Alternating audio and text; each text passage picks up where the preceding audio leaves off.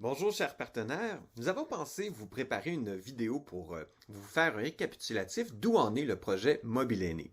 Projet qui, rappelons-nous, vise à développer un guichet unique pour aider les aînés de Sherbrooke à se déplacer où, quand, comment ils le souhaitent. Nous en sommes présentement à la phase 2, phase durant laquelle nous créons les différentes composantes du guichet Mobile Aîné. Lorsque nous parlons des pièces de Mobile Aîné, quelles sont-elles et où en sommes-nous dans leur développement?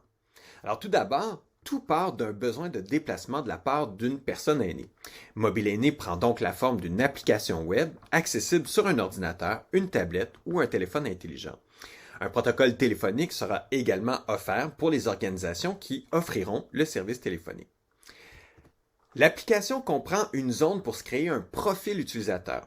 Les informations du profil raffineront l'expérience et les résultats de l'utilisateur. Alors, en ayant enregistré certains détails particuliers propres à l'utilisateur, le parcours généré sera ainsi plus près de ses besoins et de ses préférences. Alors, cette zone est présentement en développement. L'interface web pour l'utilisateur, donc ce qu'on voit à l'écran, est aussi en développement. Alors, pour concevoir cette interface, nous avons procédé à 2 ateliers avec des aînés pour identifier l'ambiance, les couleurs, les émotions que devrait dégager la plateforme. Les résultats de ces ateliers ont ensuite été transférés à Cake, notre agence de communication, qui nous a proposé 3 options de design en suivant les recommandations des aînés. Ces 3 designs ont été soumis au comité d'aînés et également au comité de pilotage. Les 2 groupes ont choisi la même interface. Les commentaires ont également permis d'orienter le travail pour l'habillage et l'expérience de navigation des autres pages de l'application. D'ailleurs, voici un échantillon des commentaires formulés par les collaborateurs aînés présents aux ateliers et par les membres du comité de pilotage. Par exemple, la photo évoque le plaisir, le bien-être et l'autonomie des personnes aînées dans un cadre sympathique et apaisant. Les participants aînés de l'atelier sur le tableau d'ambiance, donc qu'on avait fait en juin 2022, avaient préféré ce type d'atmosphère en photo. Également, le bleu foncé offre un contraste intéressant pour bien mettre en exergue les éléments importants de l'interface. Bien sûr, il y a des ajustements à faire. Par exemple, le bouton doit être plus gros. Les différents boutons doivent être plus gros dans l'interface et également favoriser une meilleure lisibilité. Donc, plus de contraste entre l'écriture et le fond. Également, les aînés et les membres du comité de pilotage ont rappelé l'importance de bien communiquer les étapes à réaliser et d'éviter la surcharge cognitive. Donc, bien informer sur les différentes étapes passées et à venir dans la planification. Expliquer les différents pictogrammes. Mobile Aîné comprendra également des capsules de type Saviez-vous que, qui seront construites avec les partenaires en 2023 et viseront à démystifier ou faciliter l'utilisation de certains modes de transport. Alors, l'utilisateur sera amené à sélectionner des critères standards comme le point de départ et d'arrivée, l'heure de départ ou d'arrivée, puis des critères pour son déplacement en fonction de sa propre réalité. Et ces critères correspondent à des besoins et préférences établis lors de la collecte de données à la phase 1 du projet.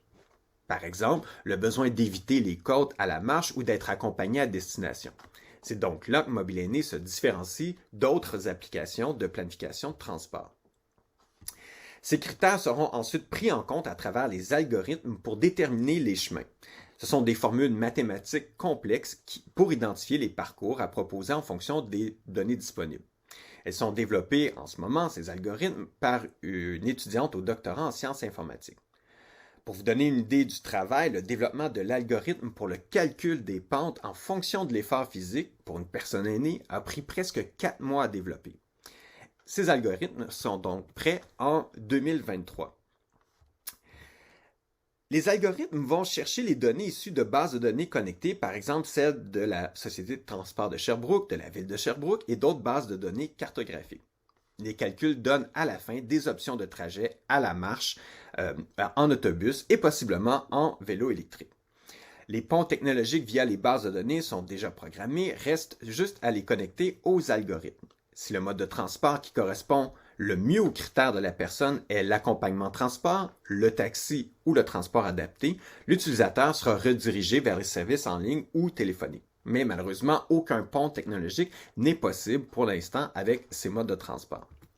Finalement, la personne pourra imprimer ou enregistrer le trajet choisi et son trajet de retour pour le consulter pendant le déplacement. Ces fonctionnalités seront programmées en même temps que le reste de l'application. Pour conclure, mentionnons qu'en 2023, nous serons en mesure de débuter les tests d'utilisabilité et d'adoption.